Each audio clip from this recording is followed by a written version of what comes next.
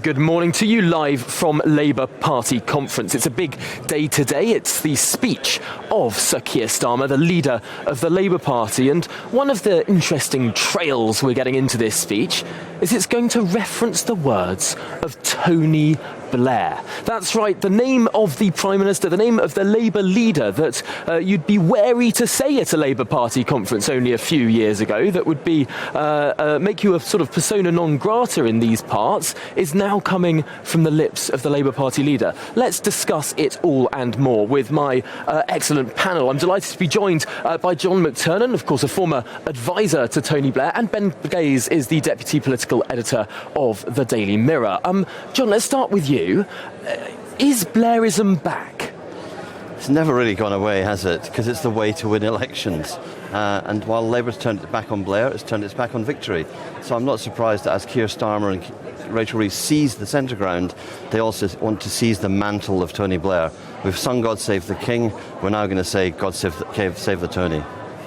Well, Ben Glaze, let's turn this to you because, of course, there has been a significant strain of thought within the Labour Party, not just under Jeremy Corbyn, but actually under Ed Miliband as well, that this party needed to have a break with the 13 years of power, that it needed to try a different direction. Has that all been thrown away?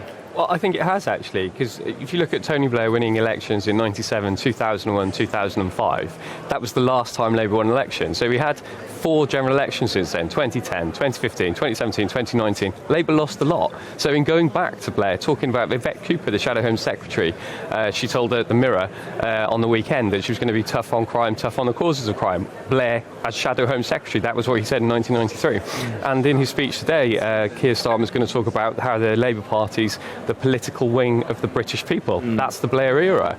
So yeah, going back to winning ways, that's, if it worked then, it could work now. And John McTernan, just explain to us why the political wing of the British public is such an important phrase, because to most people that would sound like, well, wouldn't most politicians want to say that? But it's specifically seen by some as a slight to the trade union movement. Well, the trade unions will always claim they set up the Labour Party as the political wing of the Labour movement, and that therefore, when they have a demand that conflicts with the Labour leadership should simply give in.